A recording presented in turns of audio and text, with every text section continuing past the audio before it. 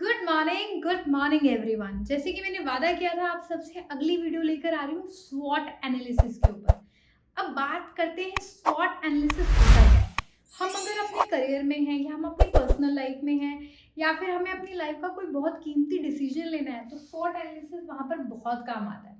मुझे याद है जब मैं इंडियन एयरफोर्स के एग्जाम की तैयारी कर रही थी और उसका जब इंटरव्यू के लिए प्रिपरेशन कर रही थी तो वहाँ पर मुझे पता चला कि मुझे ओएलईज चाहिए यानी ऑफिसर लाइक क्वालिटीज चाहिए।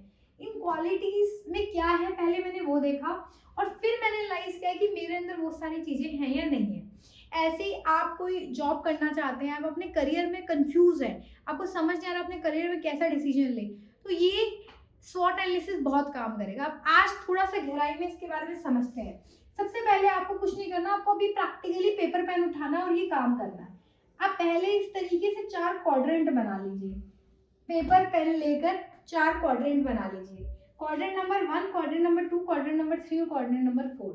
सबसे पहले हम बात करते हैं, यहाँ पर लिखेंगे स्ट्रेंथ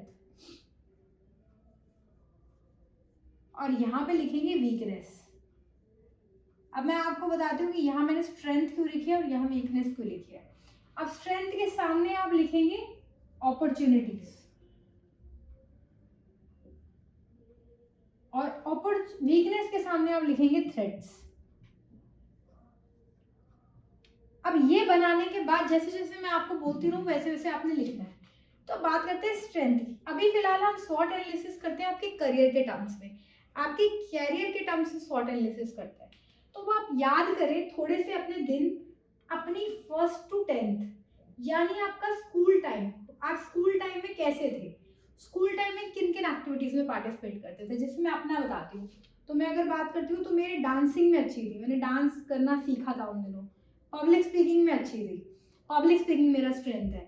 पढ़ाई में अच्छी थी, एकेडमिक्स। अगर मेरे को आप छोटे बच्चों को 10वीं तक के बच्चों को पढ़ाने को बोलेंगे तो मैं पढ़ा सकती हूँ, ये मेरी 10वीं तक की स्ट्रेंथ थी। फिर बात आती है 11वीं 12वीं में। 11th 12th में क्या किया मैंने, 11th 12th में मैंने ज़्यादा कुछ नहीं किया, मैंने बायोलॉजी को बहुत अच्छे से पढ़ा और पढ़ाया। तो अगर मेरे को कोई बायोलॉजी पढ़ाने को बोलेगा 11th 12th की तो मैं वो पढ़ा सकती हूँ। उसके अलावा बात आती है कॉलेज की। कॉलेज में मैंने क्या किया, कॉलेज में मैंने लीडरशिप पोजीशंस को अटेन किया बहुत सारी। उसके कारण से मेरे public speaking skills, management skills, तो ये सब स्किल्स मेरे बढ़े। अब इन स्किल्स की वजह से मुझे क्या क्या अपॉर्चुनिटीज मिल सकती है उसके ऊपर बात करते हैं। तो अगर मेरे को डांस आता है तो मैं एक डांस टीचर बन सकती हूँ।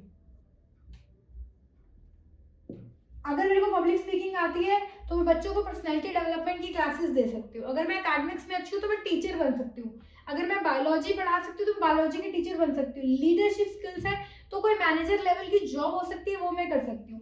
इस प्रकार की इन स्ट्रेंथ को देखकर मैं अपनी आगे की अपॉर्चुनिटीज को डिसाइड कर सकती हूँ। अब बात करते हैं वीकनेस की। मेरी कमियां क्या थी। अगर मैं बात करूँ 1st to 10th की तो मेरी एक सबसे बड़ी कमी थी, मैं स्कूल लेट जाती थी जनरली। तो मेरी बहुत लेट होती थी मैं स्कूल जाने में। अब ये लेट जाना थ्रेट बन सकता है, वो मैं आगे आपको बताऊंगी थ्रेट कैसे बन सकता है। उसके अलावा 1st to 10th में और क्या थी, इंग्लिश का मैं कह सकती हूँ मेरी इंग्लिश इतनी ज़्यादा अच्छी नहीं थी। इंग्लिश में थोड़ा वीकनेस मैं मान सकती हूँ वहाँ पर अपनी, बट अब इंग्लिश बहुत हद तक इम्प्रूव हो गई है। अब बात करते हैं 11th 12th की। अगर मैं 11th 12th की बात करती हूँ तो मेरी मैथमेटिक्स खास अच्छी नहीं थी, यहाँ पे मेरा वीकनेस एरिया था मेरा मैथमेटिक्स। अब बात करते हो कॉलेज लाइफ की। कॉलेज लाइफ की अगर मैं बात करूँ तो मैंने जूलॉजी ऑनर्स किया था, बट जूलॉजी ऑनर्स में I was not quite good. अब ये सारी चीजें थ्रेट बन सकती है, यानी अगर मैं इंग्लिश में कोई करियर बनाना चाहूँ तो मुझे थोड़ा स्ट्रगल मिलेगा। अगर मैं कोई जॉब करना चाहूँ, अगर मैं लेट होंगी तो वहां से मैं निकाली जा सकती हूँ। मैथ कमजोर होने की वजह से मुझे बिजनेस में कहीं थोड़ी चैलेंजेस आ सकते हैं। कॉलेज में जूलॉजी ऑनर्स में जूलॉजी ना पढ़ने के कारण से मुझे बीएससी जूलॉजी में जॉब मिलने के चांसेस कम है। इस तरीके से अगर आप स्वॉट एनालिसिस करते हैं तो आप ये जान पाएंगे एक्चुअली आपके लिए क्या चीज बनी है। जब मैं इतने सारे अच्छे काम कर सकती हूँ तो मैं इतने 2-3 बुरे कामों के लिए क्यों परेशान हूँ। तो इस तरीके से अगर आप स्वॉट एनालिसिस करेंगे आपको बहुत बड़ा बेनिफिट होएगा। और आप मुझे कमेंट बॉक्स में स्वॉट एनालिसिस करके बताओ कि आपको क्या लगता है कौन कौन सी अपॉर्चुनिटीज है जो आपके लायक बनी है। अगर मेरे पास कुछ अपॉर्चुनिटीज होंगी आपको देने के लिए मैं डेफिनेटली दूंगी।